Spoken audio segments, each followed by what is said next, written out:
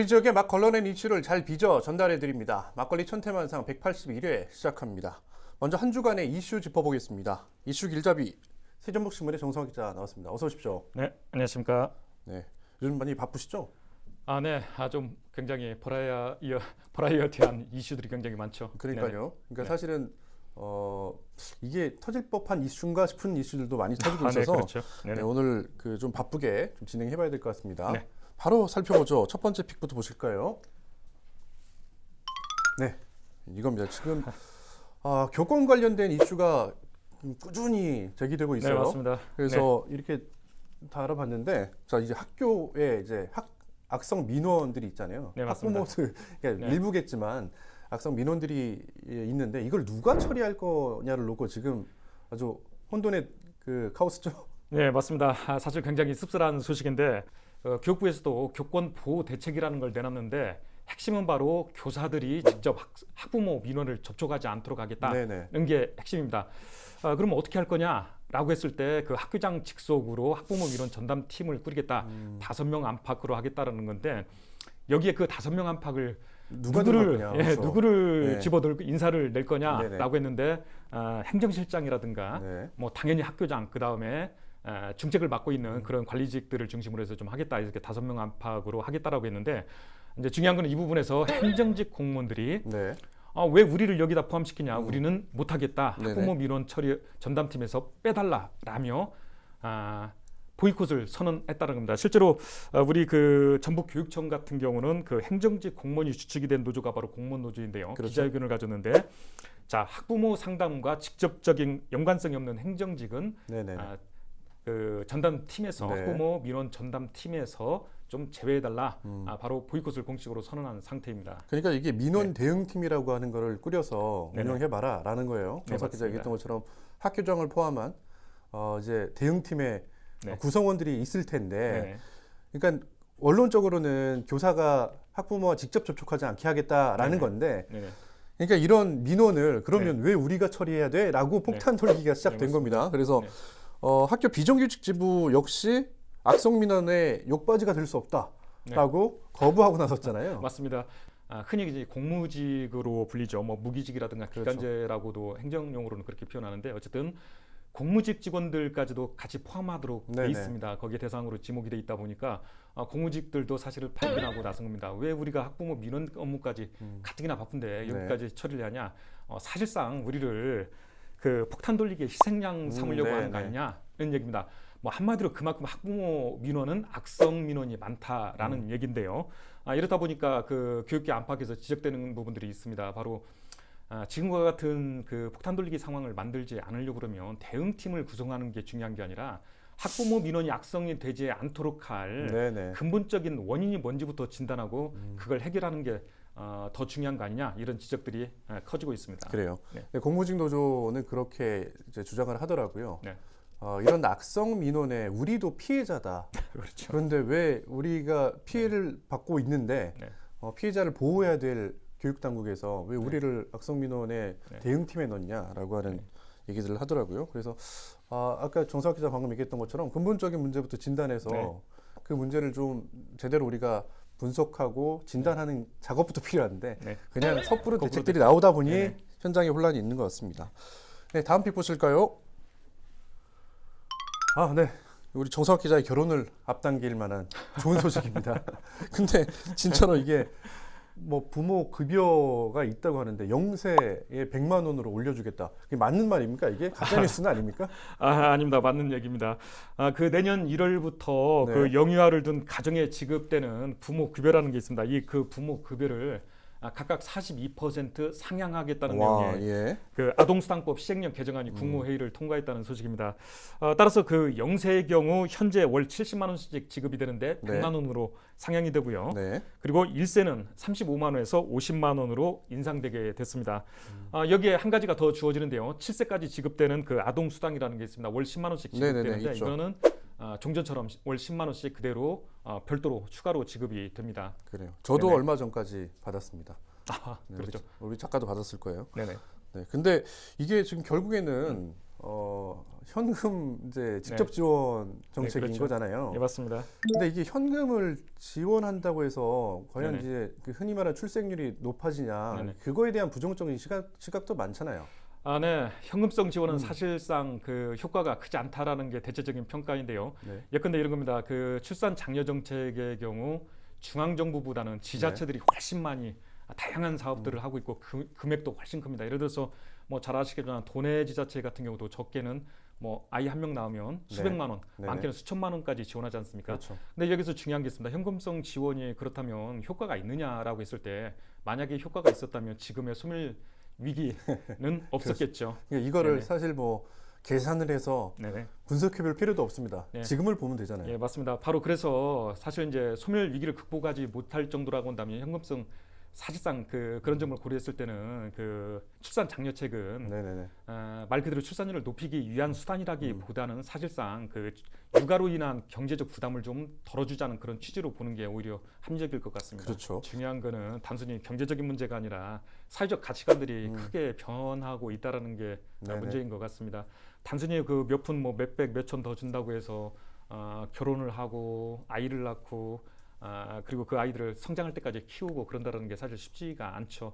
그러다 보니까 굉장히 그 출산 자체, 결혼 자체를 기피하는 문화가 깊게 파고들고 있다라고 좀 그 부분부터 좀 해결하는 게 시급하지 않을까 싶습니다. 네, 알겠습니다. 네. 정석 기자의 어떤 뭐 바람 같은 겁니까? 네, 다음 픽 보실까요?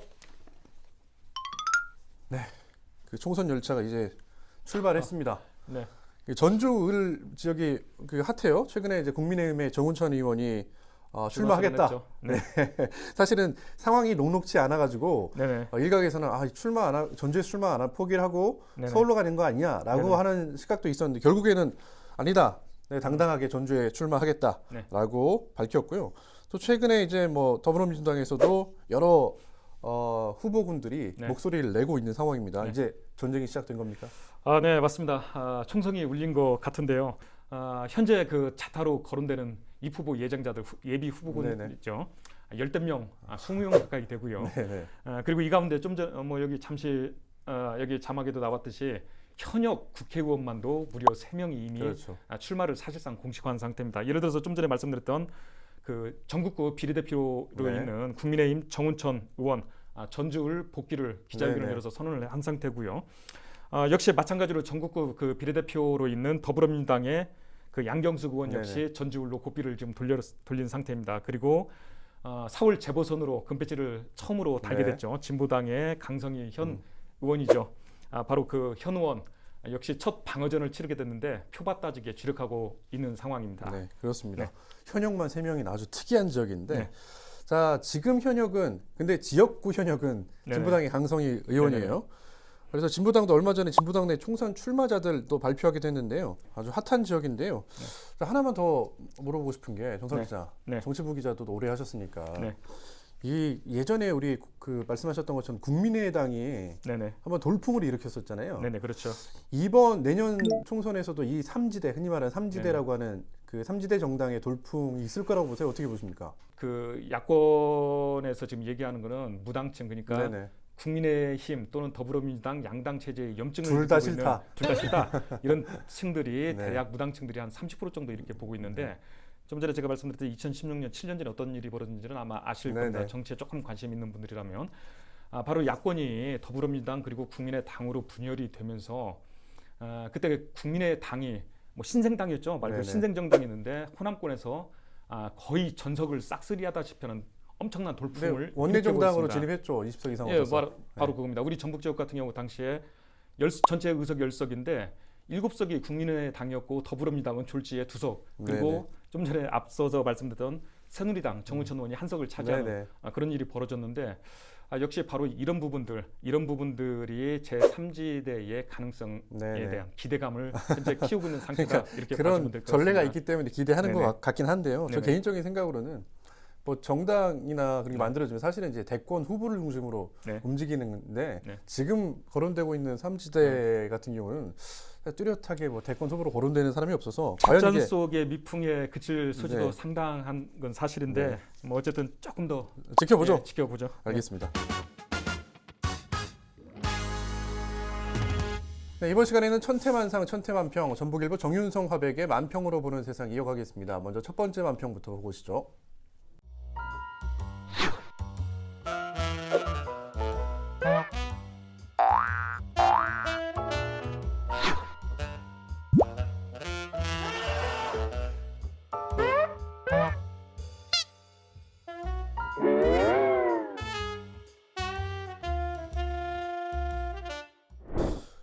이게 딱 그 제 아래에 써 있는 네 글자 사자성어가 모든 걸 대변합니다. 장두노미 그렇게 써 있네요. 꼼 같기도 하고 타조 같기도 하고. 머리를 저기 받고 있는 네. 사람이 정부인 것 같아요. 네네. 그래서 장두놈이라고 하는 게 이제 머리를 숨겼지만 꼬리는 네. 드러나 있다라는 거잖아요. 네, 그렇죠. 진실을 숨기기 어렵다. 네. 뭐 그런 이제 뜻 같은데. 그러니까요. 이 새만금 그 예산 삭감 관련해 가지고 논란이 많은데 지금 도내 정치인들 같은 경우도 뭐 삭발도 하고 네네. 지금 아주 강경투쟁을 하고 있잖아요. 현재 상황이 어떻습니까? 네, 맞습니다. 말 그대로 한마디로 윤석열 정부를 향해서 똘똘 뭉쳐서 네네. 대정부 투쟁을 지금 결의하고 있는데요.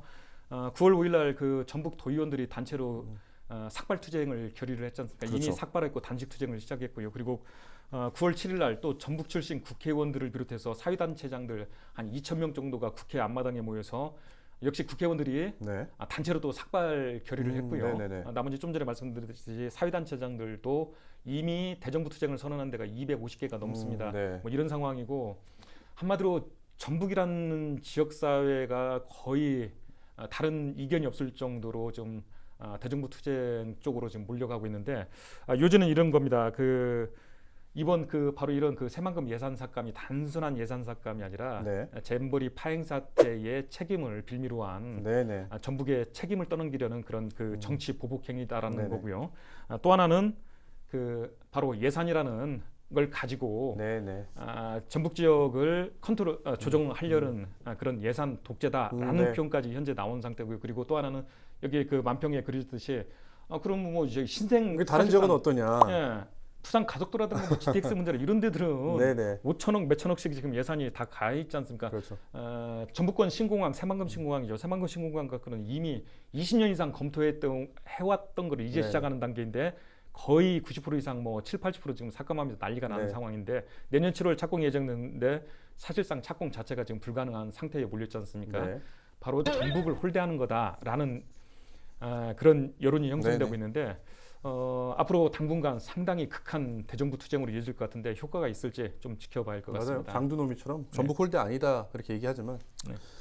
전북 도민들은 그렇게 생각하는 사람 거의 없을 것 같습니다. 네, 그렇죠. 다음 만평 보시죠.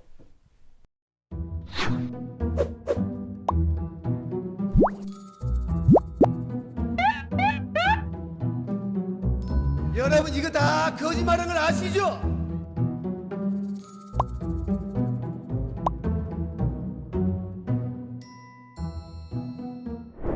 네, 민생 오로지 민생 우선. 우리 윤석열 정부가 민생 우선을 외치고 있는데 민생 같은데 글씨를 보니까 민생이 좀 색깔도 좀 그러네요. 예. 이념. 네네. 이 윤석열 대통령이 공개석상에서 이념이 가장 중요하다 그렇게 발언해가지고 논란이 되고 있잖아요. 네, 맞습니다. 사실 저도 이번 사례들을 좀 보면서 깨어있는 시민사회 그리고 깨어있는 역사 교육이 중요하구나. 네. 여전히 민주화 운동이 또 필요한 거 아니냐 이런 생각이 머릿속에 막 스쳐 지나가는 그런 한 주였던 것 같은데 네. 관련해서 도우에서도 이른바 지금 정부의 홍범도 장군 지우기다 이런 네. 논란이 지금 되고 있지 않습니까? 흉상 철거 문제에 네. 그렇고 관련해서 전라북도 의회에서도 이 문제가 지금 핫한 이슈로 떠오르는 상태인데요. 우리 전북 출신의 구국의 영웅이죠. 황진 장군 그리고 세계 유네스코 세계 기록문화유산인 그리고 민주화 운동의 뿌리로 불리고 있는 동학농민 혁명 운동에 네네. 갑자기 소환되는 그런 일이 벌어졌습니다. 네네. 공식적으로 전라북도 그다음에 전북도 교육청에 제안한 사안들인데요. 황진 장군은 뭐 아시겠지만 전북 출신이고 임진왜란 때 바다의 이순신 장군이 있었다면 육지에는 네. 황진 장군이 있었죠. 바로 완주 진안에 있는 웅시 전투죠. 네네. 육상 임진왜란 때 첫 육상 전투 승전보를 올렸던 바로 선봉장입니다. 그렇죠. 그런 황진 장군 동상을 세우자라는 거고요. 또 네. 하나는 좀 전에 말씀드린 민주화 운동에 뿌린 네네. 동학농민 혁명에 대해서 우리 전북 지역 초중고 학생들을 네네. 현장 답사를 좀 강화하자 해서 바로 이런 것들을 해서 역사 교육을 좀 더 강화하자. 만약에 역사 교육을 제대로만 했더라면 네네네.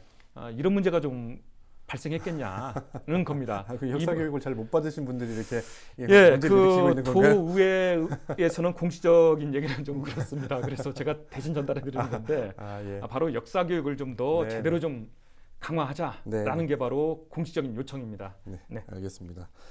그러니까요, 이념, 민생이 사실 진짜 중요하고 네. 먹고 살기 힘든데 네. 그 민생이라는 큰 그림 속에 자세히 들여다보면 이념만 있는 것 같아서 네. 이게 과연 먹고 사는 문제가 무슨 상관이 있나 싶기도 합니다.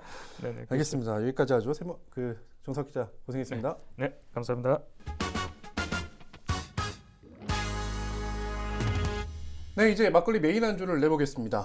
자, 새만금이 어느덧 올해 32살이 됐습니다.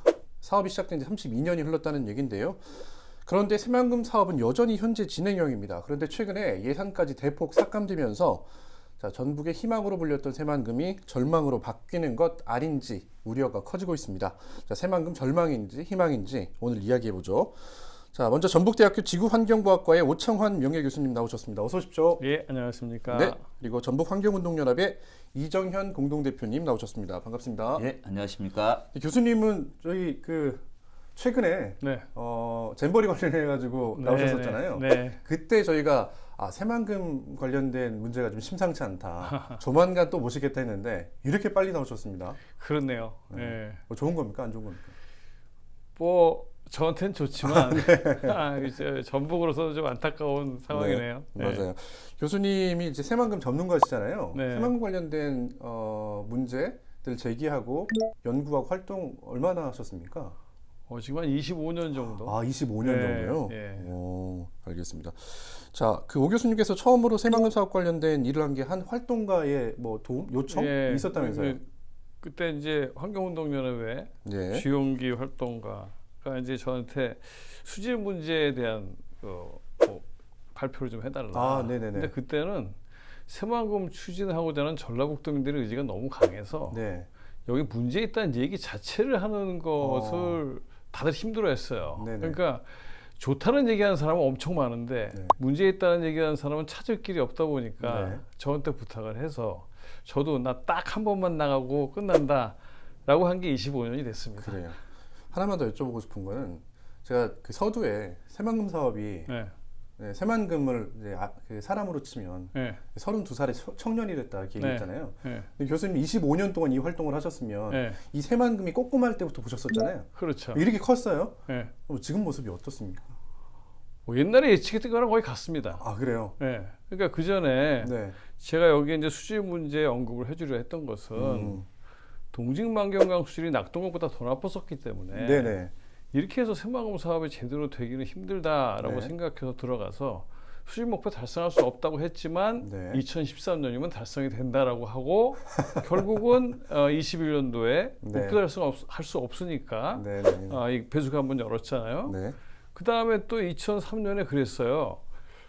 새만금 사업이 다 완공이 됐다. 그래서 우리는 이거 방조제 완성된 거지. 네네. 이 안에를 만들려면 특히 여러분들이 원하는 산업단지 만들려면 앞으로도 몇십조 들어가고 그냥 계산해보니까 50년 정도 50년에서 100년 걸리더라. 네네. 이 사업을 하겠냐라고 네. 물어봤었어요. 그랬더니 다 완공이 됐다. 계속 네네. 주장을 했는데 지금 계속 공사장이고 네. 앞으로도 더 많은 돈이 들어가야 되잖아요. 알겠습니다. 그다음에 이걸 하시면 이익 보는 것보다 손해를 더 보실 것이다. 왜냐하면 공사를 계속 해야 되기 때문에 네.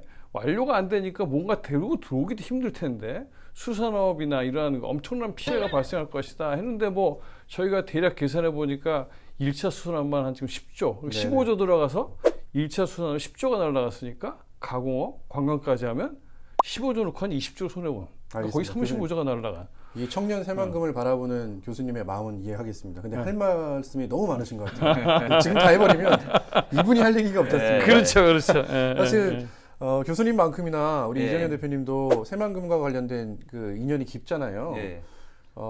그 대표님께도 똑같이 여쭤볼게요. 청년이 된 우리 청년 새만금이 예.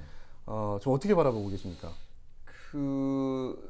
일단 저희가 예측했던 그대로 진행이 되고 있어서 저희도 예. 사실은 무서울 정도로 그래요. 저희가 예견했던 부분들이 네네. 현실로 다가와 있고요. 네. 이미 다가와 있는 미래가 바로 새만금 잼버리였거든요. 사실 새만금 잼버리의 여러 가지 문제들은 사실 새만금 사업이 안고 있는 문제들의 축소판이다. 축소판, 예, 예. 이런 측면에서 사실 몇 번의 이 사업의 방향을 좀 바꿀 수 있는 기회가 있었는데 이번이 저는 마지막 기회라고 생각을 합니다. 그래서 전라북도가 과거에 여러 가지 새만금 사업이 지니고 있었던 한계들 이런 부분들을 좀 명확하게 좀 짚어보고 네네. 어떤 미래 세대의 가치를 담을 수 있는 거 그리고 실제 국가에도 도움이 되고 전라북도에도 직접적인 우리 도민에게도 이익이 될 수 있는 방향으로 이게 가야 된다 이렇게 생각을 합니다. 저도 선생님이 처음 이 환경 문제, 새만금 문제에 발을 들으셨던 25년 전쯤에 네네네. 환경운동연합 임원으로 네. 저희가 이제 새만금을 방문하기 시작했거든요. 제가 그때는 이제 상근 활동건 아닌데 네네. 제가 이게 너무 안타까워가지고 새만금 유인물을 제가 직접 만들어서 네네. 배포하기도 했고요. 그다음에 뭐 개화도라든지 그리고 이런 바다의 아름다움을 저는 또 봤거든요. 그래서 이 모습들이 사실은 25년에 걸쳐서 계속 사라져가는 모습들을 좀 보면서 좀 많이 안타까웠습니다. 그래서 조금이라도 과거의 모습들을 좀 복원하고 이 복원된 갯벌에 기대해서 생태 관광이라든지 어민의 삶도 좀 회복하고 그래서 수산업도 좀 늘어나야 바다가 살아야 결국 또 전북이 사는 거 아닌가 이런 알겠습니다. 생각하고 있습니다.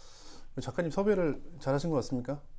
이 새만금에 대해서 할 말이 너무 많으신 두 분이 앉아 계셔서 와, 그 사실 새만금 사업과 같이 해온 역사들이 있기 때문에 할 말도 많으실 것 같은데요. 자, 이제부터 하나씩 좀 들어가 보죠. 네. 그 교수님께서 일전에 나오셔가지고 네. 잼버리 관련해서 비슷한 말씀, 이게 새만금의 축소판이다 말씀하시면서 대신 다만 이 사건은 그냥 여기서 끝내지 말고 그렇죠. 반면교사로 삼자 그런 말씀을 하셨던 기억이 납니다. 그 말씀을 전제로 우리가 이야기를 해보죠. 그 대표님, 자 이제 새만금 수질에 대한 문제를 얘기해야 될 것 같아요. 아까 교수님께서도 애초에 만경 동진강의 수질이 낙동강보다 안 좋았다.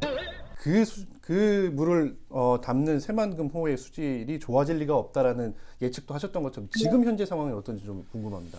일단 뭐 다 아시겠습니다만 과거에 수질이 시와우 수질 오염에 육박한 수준이었고요. 전체적으로 방조제가 2006년에 이제 그 가물마기가 물마기가 끝났고 대략 한 2010년, 11년 정도에 방조제가 준공이 됐잖아요. 그 두 개 시점에 수질이 굉장히 악화가 됩니다. 그래서 그 뭐 내측 같은 경우는 거의 등급 외 6등급 수준이었고요. 그렇게 되고 이제 여기에 그때 2011년까지만 해도 1조 3천억 정도를 쏟아부은 상황인데 수질이 안 좋아졌고 그 다음에 이제 2단계 2020년까지 해서 약 4조 원 가량의 수질 개선 사업비를 들였지만 거의 뭐 5등급, 6등급 수준이었습니다. 그러니까 시와우 수준보다는 좀 개선이 되었지만 5, 6등급 수준이었는데 이제 2020년 12월에 바닷물, 그러니까 540m 관문이 있잖아요. 시시 관문, 가역 관문 해서 약 540m의 관문이 열려 있는데 이게 이제 바닷물 하루에 2번 드나드는데 한 번만 열었단 말이죠. 해수 유통이라고 하죠. 예, 그렇죠. 이제 그래서 바닷물이 들어오는 해수 유통이 2020년 이후로 12월부터 확대가 됐고요. 21년 2월 24일 새만금위원회에서 이제 그렇게 3년간 운영을 하기로 했단 말입니다. 그런데 역시 바닷물이 정말 기적적인 효과를 얻어냈습니다. 그래서 평균 수치로만 놓고 보면 예를 들면 동진 수역 같은 경우는 목표 수질 3급수, 4급수를 다 달성을 했고요. 그래요? 예, 만경 수질도 수질이 굉장히 3, 4등급 이내로 좋아졌습니다. 근데 문제는 뭐냐면 여름철, 그러니까 보통 우리가 침수 공간, 침수 활동이 가능한 새만금을 만들겠다라고 하면 물놀이는 여름철에 하잖아요. 그렇죠. 겨울철엔 추워서 어려운데 근데 여름철 같은 경우는 현재 목표 수질을 달성하지 못하고 있고 일부 구간 같은 경우 예를 들면 특히 이제 군산 쪽 수역들의 수질도 별로 안 좋습니다. 그래서 이런 일부 정체 수역에서는 여전히 수질이 5등급, 6등급까지 가는 경우 있고 그다음에 그 여름철의 한 시기에는 수질이 여전히 그 목표 수질을 달성하지 못하고 있다라는 측면에서 분명하게 우리가 해수유통을 2번으로 확대한 거로 인해 가지고 수질이 눈에 띄게 확인이 개선이 됐는데 여전히 여름철 수질이 좋지 않고요. 그다음에 일부 지점에서 목표 수질을 한참 못 미친다라고 하는 게 있고 다른 한 가지는 이제 새만금 시민 생태 조사에서 계속 그 조사하는 것 중에 하나가 그 바닥에 산소 부족층을 조사를 하거든요. 근데 여전히 산소 농도가 2도 안 되는 소위 이제 말한 이 죽음의 공간, 생물이 서식할 수 없는 공간들이 여전히 존재하고 있다. 그래서 이 문제를 해결을 해야 됩니다. 여름철 수질 개선, 그다음에 일부 구간의 목표 수질 이내로 어떤 수질 달성, 그다음에 저층수의 빈산소호층, 산소 부족층을 좀 최대한 줄여나가는 이런 노력을 하려면 결국은 해수유통 확대가 답이다. 그러니까요. 이 민물과 바닷물이 만나다 보니까 이 염도, 농도의 차이 때문에 그렇죠. 이렇게 아래, 그러니까 위에 겉에서 떠보면 수질이 괜찮은 것처럼 보여도 바닥은 완전히 그 죽음의 공간이다라고 하는 지적들을 많이 하더라고요. 교수님께 이걸 하나 여쭤보고 싶습니다. 아까 말씀하시다가 말았는데 어업 관련된 얘기인데요. 전라북도가 사실 이 어장이 아주 풍부한 훌륭한 어장이었잖아요. 근데 이 사업 이후에 사실은 어민들도 그때 반대가 많았지만 우리 전북의 황금 어장이 많이 쇠퇴했죠. 네네. 근데 이제 이 얘기 시작하기 전에 네네. 지금도 사실 우리가 정책만 잘 쓰면 수질 문제도 해결하면서 수질 문제, 예. 한번, 이런 예. 방법, 내가 곧 얘기할 수산업 피해도 해결하면서 그 굉장히 많은 이익을 볼 수 있는 방법이 있는데 우린 그걸 선택하지 않고 30년 전의 방식을 그대로 이게 세월이 이렇게 지났는데도 계속 주장을 하고 있는 게 문제입니다. 그래서 지금 내가 문제는 얘기하지만 이걸 해결할 방식이 있는 걸 받아들이는 것이 전라북도가 중요하다. 그래서 환경도 보존하고 잘 살자 하는 얘기를 저는 주장하고 싶은 것이고요. 이따 뒤에 얘기 드리겠고요. 이 피해를 보자면 그 수산업 1차 생산액이 1990년 그 새만금 사업이 시작할 때 전남의 한 3분의 1 정도가 됐어요. 그다음에 충남이 우리보다 한 70%에서 60%. 그러니까 우리가 더 많았죠. 그런데 이 새만금을 만들고 나서는 이제 그게 바뀌어 버려 가지고 지금은 우리가 전남의 10분의 1, 충남의 2분의 1이 반밖에 안 돼요.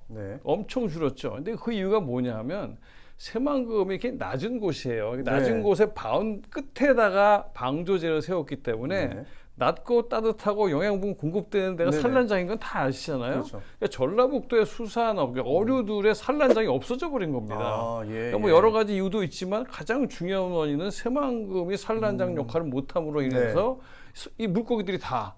그래서 이제 아까도 말씀드렸지만 이제 새만금 사업 시작하기 전에 전남의 3분의 1 수준을 유지했을 때에 우리가 얻을 이익을 계산해 보니까 현재 이익보다 현저히 못하다.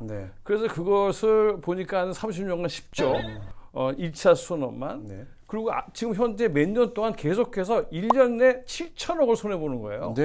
그러니까 이 가공업, 그다음에 관광까지 하면은 뭐 1조 5천억에서 2조를 우리가 손해보고 있다. 그래서 이게 새만금이라고 하면 새만금 안에만 피해 보상을 하면 되는 거라고도 생각하고 있지만 사실 새만금 바깥에서 더 많은 피해를 본 거죠. 따라서 지금 이 새만금 사업은 전라북도의 수산업에 있어서는 엄청난 피해를 주고 있고 앞으로 그 피해는 더 커진다. 근데 이게 또 어떤 일을 벌이냐면 거기에 수산업 인구가 다 사라지니까 인구가 줄잖아요. 행정구역에서 이게 유지할 수 있는 없느냐까지 또 가는 겁니다. 그래서 과연 이 새만금 사업이 새만금 주변 지역을 죽이고 있느냐, 살리고 있느냐, 우리 고민해봐야 되는 것이죠. 그 하나 더 그 수질 관련된 얘기를 안 할 수가 없는데요. 그 대표님. 이게 해수 유통을 2번 했더니 수질이 좋아졌다라고 말씀하셨잖아요. 근데 사실 이게 해수 유통을 그렇게 해버리면 행정에서도 그렇고 개발 측에서도 그렇고 그러면 우리가 개발하는데 어려움이 있다라고 사실 난색을 표하잖아요. 근데 그 주장도 일리가 있는 거 아닙니까? 그 이제 전라북도가 해수 유통을 두고 이제 그 따로 이야기를 좀 해보면 우리도 언젠가는 해수 유통으로 갈 수밖에 없을 것이다. 그렇지만 현재 정부의 어떤 사업 예산들을 많이 확보하기 위해서 예를 들면 뭐 지금 뭐 도로 예산이라든지 철도라든지 항만이라든지 그다음에 뭐 공공주도 매립이라든지 이런 부분에 정부 예산을 많이 끌어오게 하려면 원래 계획인 담소를 좀 유지를 해야 되지 않겠냐. 이제 이런 주장들을 좀 펼쳤었고요. 그다음에 이제 두 번째는 이제 그 소위 말하는 저희가 기준 수위가 현재 그 해수면 평균보다 1.5m 낮춰가지고 관리를 해야 되는 거잖아요. 근데 해수 유통을 하면 이 기준 수위 올라가는 거 아니냐 이런 식으로 이야기를 하셔서 사실 우리가 얘기하는 기준 수위 1.5m는 그대로 유지를 한다. 이 안쪽에 기준 수위를 1.5m를 그대로 유지하기 때문에 이 필요한 만큼의 새만금 내부 개발은 가능하고 매립 면적은 좀 줄이되 네. 필요한 기반 시설 설치는 가능하다라는 네. 거고 해수 유통을 확대한다고 하더라도 이 기준 수위 자체를 변화시키자라고 저희가 주장하는 것이 아니기 때문에 네네, 그렇죠. 이 새만금 필요한 만큼의 내부 개발 사업을 진행하는 데는 아무런 문제가 없다라는 게 저희들 주장이었습니다. 근데 네. 전라북도가 이걸 인정하지 않았었는데 이제 그 2021년 새만금 위원회가 그렇죠. 농업 용지가 많이 줄어들었고 네. 농업 용지 중에서도 수도작이라든지 벼농사라든지 이런 것보다는 스마트 농업이라든지 네. 물을 좀 덜 쓰는 농업이 차지했으니 굳이 담수호를 만들 이유가 없고 네네. 그 물은 다른 곳에서 가져올 수 있으니까 문제가 담수호를 만들 이유는 없다라고 하면서 해수유통을 확대를 했거든요. 네네. 그때도 기준 수위는 그게 뭐 변화를 주지 않았다라는 거. 알겠습니다. 그 교수님이 예전에 새만금 해수유통 추진 공동행동 아무튼 대표를 맡고 계셨었잖아요. 그때 교수님이 그런 말씀하셨던 기억이 나는데, 자 과연 이게 그 해수유통 관련해서 어떤 게 더 경제적인 이익이냐라고 봤을 때, 자 부분 해수유통하는 게 더 오히려 경제적이다, 이익이다. 그러니까 지금 이제 그렇게 말씀하셨잖아요. 방금 얘기하셨는 것 중에 얘가 조력 발전이 있습니다. 아 조력 발전이요. 근데 예. 조력 발전은 위에서 물이 들어가고 나가는 게 아니라 지하에 네네. 한 10에서 15m에다가 이제 그 풍력기를 거꾸로 달아놓은 것처럼 네네. 그래서 밖에서 수위차로 밀고 들어올 때 이게 돌아가는 겁니다. 네네. 그러니까 굉장히 깊은 곳에다 이게 돌아가다 보니까 아까 말했던 그 깊은 곳의 수질 문제가 해결이 되죠. 네네. 그 다음에 이게 관광지가 되려면 사람이 입수 들어가야 되니까 네네. 이급수가 돼야 돼. 그러니까 목표 수질을 달성해도 관광지는 안 되는 거예요. 네. 근데 이렇게 조력 발전에서 물이 더 많이 짧은 시간에 들어오고 나가면 수질이 이급수가 달성되니까 관광이 되고 또 이런 수변 도시도 살아나죠. 그 다음에 여기에 이제 우리가 이제 이 기준 수위 네. 바깥보다 1.5를 유지한 상태에서도 조력 발전이 된다는 것은 이 조수차가 위로 3.5m, 아래로 3.5m잖아요. 네네. 그 밑으로도 훨씬 많이 우리가 물을 빼고 넣을 수 있는 게 네네. 있는데 지금 조금만 빼고 있기 때문에 네. 많이 빼고 넣으면은 이게 갯벌이 또 새로 만들어지니까 네네. 이 수산업이 복원이 됩니다. 네네. 그러니까 아까 말한 것처럼 기준 수위는 뭐냐 하면 이것을 올리지 않으면 홍수의 피해를 안 봅니다. 네. 그러니까 기준 수위를 유지하면 현재 하고 있는 사업 다 할 수 있는데 수산업 복원되고 네. 물 깨끗해서 관광 성공하고 그다음에 갯벌도 생겨서 여러 가지로 좋은데 안 할 이유가 없다. 이건 그다음에 재생에너지까지 생기잖아요. 그래서 이거는 전라북도에 전혀 손해가 되지 않는다. 네. 그래서 우리 해수 유통을 하면 뭔가 손해 볼 거라는 이런 그 걱정들을 너무 많이 하는데 네. 이번 현재로 봐더라도 지금 뭐 부분 해수 유통 하고 있는데 전혀 피해도 없고 오히려 수질이 개선되고 있지 않습니까?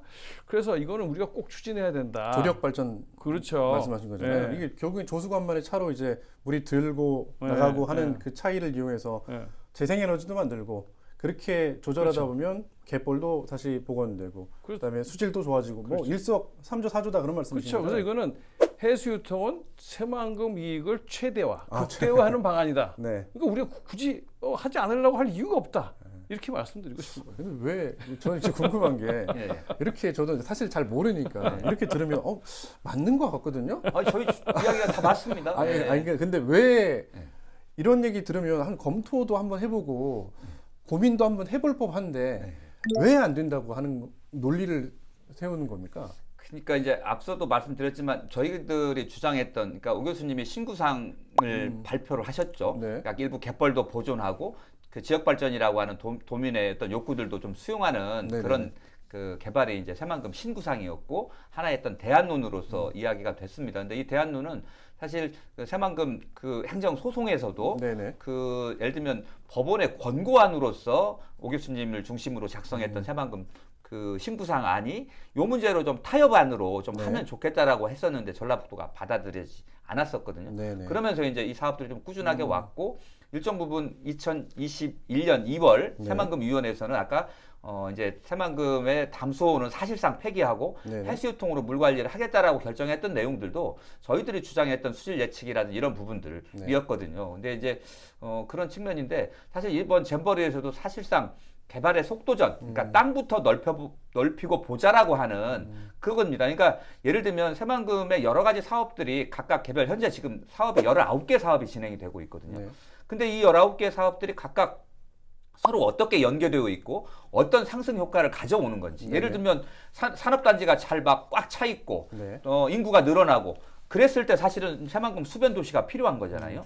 근데 지금 상황이 그런 곳이 아니란 말이죠. 네네. 그러면 우선적으로 당장 우리에게 도움이 될 수 있는 완성형 사업, 지금 2050년이 된다고 해도 사실은 기반 시설의 완성이거든요. 그렇죠. 여기에 좀 집중하자라고 하는 부분들이 저희들 제안인데 사실 전라북도는 이제 이런 거였던 것 같습니다. 그러니까 어떤 국가 예산을 좀 끌어와야 되는데 네. 정치인들의 실적이기도 하고 네. 또 뭐 국가 예산, 뭐 교부세 이런 것들 받아와야 되는데 새로운 어떤 사업들, 전라북도의 어떤 발전을 일으킬 만한 새로운 상상력에 기반한 그리고 미래의 가치를 반영한 이런 사업들 발굴을 못하니까 네네. 계속 새만금을 새만금 예, 계속 그래왔던 거죠. 얘기를 하면서 국가 예산을 끌어오게 한 수단. 근데 여기가 워낙 땅이 넓고 그다음에 지금으로 놓고 봤을 때 지금 당장 어떤 성과를 가져오기 어려우니까 SOC 중심으로만 네. 계속 가는 겁니다. 알겠습니다. 그래서 이제 이 질문도 드리고 싶은 건데 예. 이게 새만금이 어느 순간 막 바뀌고 변하고 휘둘리고 그랬단 말입니다. 예. 이런 영향, 이 새만금이 이렇게 망가진 데는 이런 영향은 없었을까요?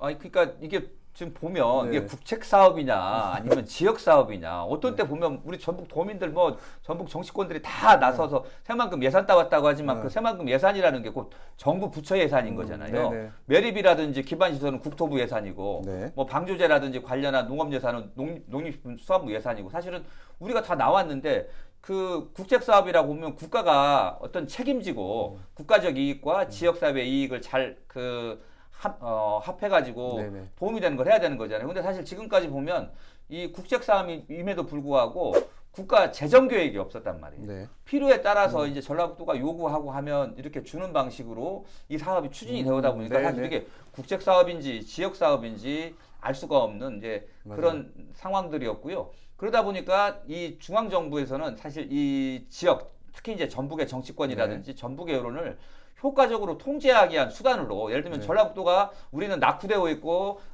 소외되어 있다 이런 주장들을 하면서 우리 지역에 대해서 뭔가 활로를 좀 찾아줘라라고 얘기를 하면 그래 니네 전북은 새만금이 있으니까 새만금 예산을 좀 더 줄게 이런 식이 되는 겁니다. 그래서 사실 새만금 예산이 그 오히려 이제 이명박 정부 그 시절까지만 해도 연간 한 2천억이 좀 못 되던 수준인데 이제 계속해서 이 예산이 좀 이제 늘어나서 거의 뭐 5천억, 6천억에 네네. 육박한 상황까지 올라왔는데 어쨌든 저가 보기에는 어쨌든 중앙 정부가 이 경제적 낙후, 정치적 소외를 주장하고 있는 이 전북을 네네. 효과적으로 통치하기 위한 수단으로서 새만금 예산과 새만금 사업을 해오지 않았나. 그러니까 네네. 중앙 정부가 보기에도 이 새만금이 어떤 비전과 전략과 목표를 가지고 국가의 이익이 될 건가 이 문제는 그렇게 중요하지 않았던 것 같습니다. 그러다 보니까 이 여러 번 바뀌었잖아요. 예를 들면 김대중 정부 때는 생산교역 물류 전준 기지로 삼겠다 네. 이렇게 돼 있고요.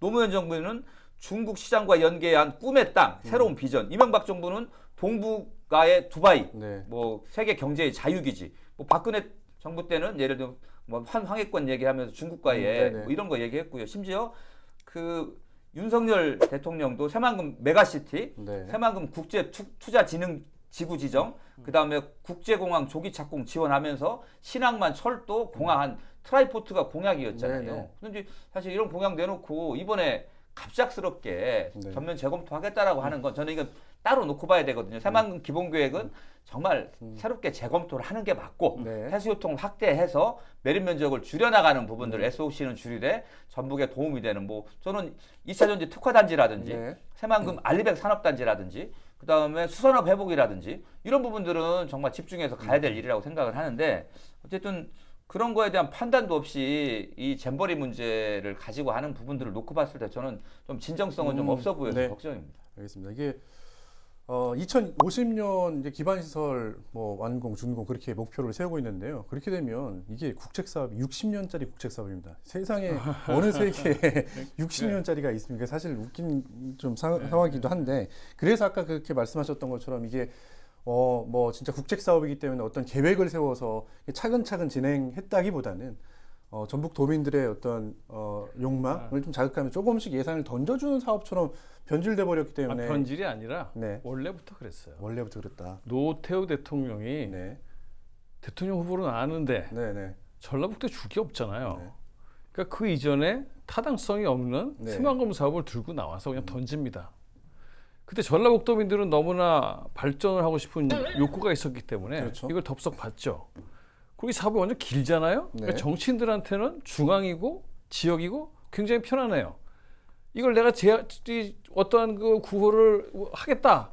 검증이 안 되잖아요. 본인이 네. 있을 때 그 책임을 안 져도 되는 겁니까? 책임을 안 져도 되고 돈은 자연스럽게 내려올 수 있고 편안하게 과시는 할 수 있고 네. 이러다 보니까 이 계획을 제대로 이렇게 만들어 보자는 노력은 굉장히 적었던 거죠. 네. 사람들한테 보이기 위한 표를 얻기 위한. 그래서 이 새만금 사업은 원래부터 정치적 목적으로 만들어져서 네, 네. 어떤 계획 없이 왔던 것이기 때문에 진짜 사실 거기서 탈피해야 됩니다. 진짜 이것이 우리한테 필요한가 안 필요한가에 대한 논쟁도 있어야 되고요. 네.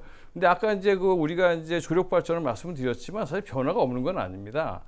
우리 시민단체에서도 거기에 대한 동의, 조력 발전은 아직 합의된 건 아니지만 그런 것으로 많은, 그러니까 꼭 우리가 보존만 하는 것이 아니라 전라북도의 발전도 우리 생각해야 된다는 그래야죠. 이런 환경단체의 노력도 이미 있고요. 네.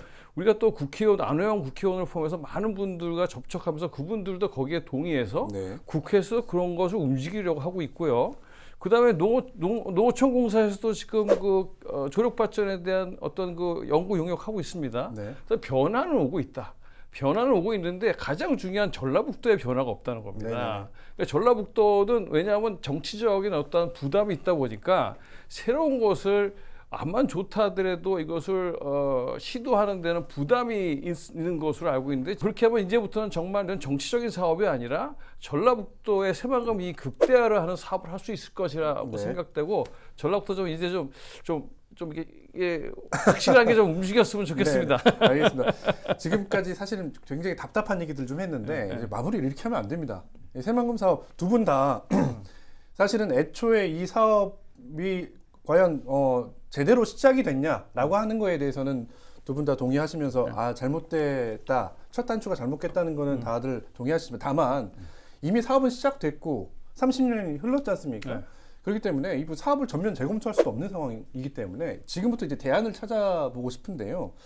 자, 그래서 최근에 이제 정부가 물론 이제 그 대표님께서는 이게 믿어야 될지 말아야 될지 모르겠다고 말씀하셨지만 새만금 기본 계획에 대한 변경, 재검토하겠다라는 얘기가 나왔어요. 예. 기본 계획이라고 하는 거는 이 사업의 어떤 그 골조 같은 건데 뼈대 같은 건데 어떤 식으로 이게 좀 재검토돼야 된다고 보십니까? 일단 저희가 이제 원래는 네. 이번 국정감사에서 이 새만금 수질 문제를 좀 부각을 좀 시키는 네. 내용을 좀 자료를 좀 준비해서 국회의원실하고 함께 지금 토론회도 하고 지역사회에서 다 여론을 좀 확장해서 해수유통을 이제 공식화하고 네. 공식화를 넘어서 또 확대를 해야 된다라고 하는 내용으로 네네. 이제 기본 계획도 좀 바뀌어야 된다. 중요한 물 관리 정책이 바뀌었고, 근데 물 관리 정책만 바뀌는 게 아니고 아까 말한 매립 면적을 좀 최소화하고 네. 선택과 집중을 통해서 실제 이 사업을 완성해가는 영역의 사업들을 중심에 두고 배치를 하는 방식으로 기본 네네. 계획을 좀 바꿨으면 좋겠다. 예를 들어서 새만금 재생에너지 산업 같은 경우도 미래 산업이기도 하고 그러잖아요. 그렇죠. 2차 전지 특화 단지하고도 연관되는 사업이고 그러려면 이 새만금 재생에너지 계획들이 기본 계획에 반영이 돼야 되는 거예요. 네네네. 이런 방식으로 기본 계획을 좀 변경해야 된다라고 하는 부분들에 대해서는 저희도 이제 계획을 했는 그런 계획들을 가지고 왔고 저희는 일관되게 그 부분에 대해서 좀 주장을 좀 네네네. 해왔던 부분인데 실제로 이번 정부가 갑작스럽게 뭐 예산을 뭐 한 78% 삭감하고 기본 계획을 전면 재검토하겠다고 했단 말이에요. 근데 사실 이게 국가 계획이란 말이죠. 네. 기본 계획은 이제 저희가 그 새만금 사업이 시작되고 20년 후에서 기본 계획이 만들어진 거예요. 네. 그리고 그 기본 계획이 현재 한 2차례 정도 바뀌었고요. 그렇죠. 거기에 따라서 이제 이 사업들이 진행이 되는 건데 사실 기본 계획을 바꾼다라는 건 왜 이걸 바꿔야 되는지에 대한 명확한 이유와 근거들이 네, 네. 제시가 되고 네. 그 사업들을 진행하고 있는 뭐 지역 주민들의 의견, 전문가들의 의견을 받아야 되는데 이번에는 전혀 그런 거 없이 그냥 어느 날 갑자기 예산이 뚝 네네. 정부 부처 예산이 사실은 올라와 있는 예산이 떨어지고 하는 부분들을 놓고 보면 이거는 예를 들면 잼버리 파행의 책임을 떠넘기고 네. 내지는 예를 들면 그 지역의 어떤 지방자치단체 네. 내지는 지역의 민주당이 굉장히 무능력한 이런 집단이라고 하는 부분들을 좀 부각시키고 자기들은 이 문제를 좀 바로잡는 꽤 괜찮은 예산을 아끼기 위한 이런 모습으로 비춰지기 위한 그런 전략 속에서 나왔다라고 보여지거든요. 그래서 그런 부분들에 대해서 저는 정말 또 그런 부분들이 좀 있다고 하더라도 저는 이 기회를 좀 잘 살려야 된다라고 보거든요. 그렇게 하기 위해서는 그러니까 어떤 내용의 기본 계획을 수립할 거냐 이런 부분들인데 그것도 저희가 다 만들어 놨습니다. 네, 만들어놨다. 예, 이미 이제 미래 가치를 담는 그린 뉴딜이라든지 이런 것들로 비전을 세우고 해양과 생태를 살려서 관광, 수산업 회복 이런 부분으로 저희가 이제 그 9가지 전략들을 좀 우리 오 교수님 중심으로 해서 좀 만들어 놓은 게 있습니다. 사실 이 문제가 국책 사업이긴 하지만 우리 전라북도가 총력을 다해서 또 전라북도민들이 일정 부분 또 기대를 걸었던 부분이 있기는 하지 않습니까? 저는 그래서 이걸 우리 스스로 전라북도민들이 의견을 모아가지고 해야 된다. 그래서 저는 새만금의 한계를 좀 명확하게 좀 짚어봐야 된다. 이렇게 넓은 땅에다 도대체 무엇을 채울 것인가? 19개 개발 사업들은 각각 서로의 연계의 또 효과성이 무엇이 있는가 이런 부분들을 좀 찾아보고 현재 국가에도 도움이 되고 우리 전라북도에도 직접적인 이익이 되는 방법에 대해서 찾아봐야 되는데 우리 환경단체가 20년간 사실은 대안운동을 한 거거든요. 아까 말한 개발과 보존의 타협점을 찾아왔고 어떤 부분들이 우리 전라북도에게 도움이 되고 미래 세대에도 이익이 될 건가라고 하는 부분들이 있습니다. 20년간 그 저희가 구상해왔던 내용들도 좀 경청을 하면서 대전환의 포인트로 삼아야 새만금 사업이 바뀌어야 전라북도의 전환이 이루어진다라는 거고 그 전환의 시작을 저는 김관영 지사가 좀 했으면 좋겠습니다. 대표님이 다 말씀하시면 교수님 무슨 말씀이죠? 말이죠. 대표님이 그리는 아니 그러니까 교수님이 그리는 새만금의 모습 한번 들어볼까요 그러면? 일단 20년 기다리라는 프로젝트는 이제 하지 말아야 된다. 5년 내지 몇 년 내에 나올 수 있는 결과가 나올 수 있는 대책을 세워라. 그러려면 이게 집중적 단계적으로 어떻게 가는데 2단계에서는 뭐가 이루어지고 2단계에서는 뭐가 이렇게 돼야지. 그렇죠. 이게 없이 그냥 몇십 년 후일 거야. 언제일지 모르는데 그럴 거야. 그냥 참으세요. 30년 참았으면 됐지 않습니까? 사실 이런 단계별 장기적 계획을 분명히 갖고 있지 않다. 그러다 없다. 보니까 내가 뭘 해야 되는지 모르는 것이죠. 그러니까 예를 들면 지금 2차 전지가 들어온다는데 그럼 2차 전지가 들어오는 게 우리의 가장 큰 목표면 뭐가 제일 중요하냐? 공항? 항만? 도로? 이게 아니죠. 전기가 들어와야 되죠. 그럼 전기를 끌어오는 것과 까는 것도 상당히 시간이 걸리는데 이게 안 들어오면 전기가 안 들어서 공정이 안 들어가는데 뭐 어떻게 하겠습니까? 그러니까 가장 중요한 게 뭔가에 대한 프라이오리티가 있어야 된다. 그러니까 우선 내가 뭐를 먼저 해야 되는 이러한 그 정책적인 결정인데 그게 또 없어요. 그래서 우선순위가 없다는 말씀이신 거죠? 그러니까 우리가 하는 것을 단계적 집중적으로 하되 내가 꼭 먼저 해야 될 것이 뭔가를 찾아내. 그러니까 SOC가 만약 줄어든다면 줄어든다고 난리치는 것도 굉장히 중요합니다. 왜냐하면 받아와야 되니까. 줄어들었을 때 그러면 어떡할래? SOC 어디다 넣을래? 이 생각을 해야 되는 거고 이 사람들이 과연 왜 이렇게 75%를 자를 수 있다는 얘기를 할 수 있게 됐을까? 여기는 사실 어떤 뚜렷한 곳이 없으니까 나라 세금도 적은데 어디 끊어야 되는데 쉬운 데가 여기 같네. 뭐 특별한 이유 없이도 막 끊을 수 있는 근거 없이도 할 수 있는 일이었다는 사실을 우리 알아야 돼요. 그게 증명해버린 거죠. 이게. 그러니까 그런 것들에 대한 정확한 계획이 있어야 함부로 이걸 자르겠다는 얘기를 못하는 것이죠. 그러니까 지금부터라도 이렇게 계획을 잘 세우고 그다음에 지금 우리 지금 하나로 보면 또 하나 중요한 게 지금 수상태양강 쫙 깔지 않았습니까? 20년 후에 걷어내겠대요. 그럼 이게 도대체 무슨 계획입니까? 그러니까 이렇게 서로 앞뒤가 안 맞는 계획은 이제 하지 마라. 그래서 좀 더 이제부터는 감정적인 것보다도 우리가 열심히 지금 중앙정부로 돈을 가져오는 것도 중요하지만 이 돈을 어떻게 쓸 것인가에 대해서 정말 우리가 잘 생각해야 된다. 아까 이제 조력발전, 해수유통이 정말 도움이 된다면 빨리 해야 되고 2차 전지가 가장 중요하다면 이걸 위한 SOC를 먼저 깔아야 되고 이제는 너무 장기적인 필요가 아니라 몇 년 후에 어떤 목표를 달성하겠다는 책임성 있는 목표를 제시해라. 몇 년 후에 하겠다는 거는 믿을 수 없다. 이때까지 다 얘기했는데 아무도 지키지 않으셨잖아요. 알겠습니다. 되게 중요한 말씀 같아요. 그러니까 지금 예산을 이 정부가 78%나 삭감한 거는 이게 진짜로 중요한 계획이 세워진 사업이었다고 하면 그렇게 못했겠죠. 못하죠. 그렇지 않았기 때문에 이렇게 예산도 삭감할 수 있지 않았나 그런 생각이 듭니다. 그래서 지금부터 계획을 차근차근 세워보자는 말씀하셨는데요. 시간이 다 됐습니다. 아무튼 우리 그 새만금 관련된 이슈들은 앞으로 계속 나올 것 같아요. 두 분은 이제 새만금과 같이 해온 세월이 있으시기 때문에 항상 그런 이슈가 있을 때마다 두 분 모셔서 네. 좀 더 얘기 나눠볼 테니까 그 모시기 전까지 조금 더 어떻게 하면 단계도 한번 세워봐 주시고 예. 어떻게 하면 기본 계획이 바뀌는 게 좋은 건지도 한번 고민해 보시고 다음에 또 이야기 나눠보도록 하겠습니다. 오늘 두 분 말씀 고맙습니다. 감사합니다. 수고하셨습니다. 고맙습니다. 네, 막걸리 천태만상 오늘 준비한 소식은 여기까지입니다. 시청해주신 여러분 고맙습니다.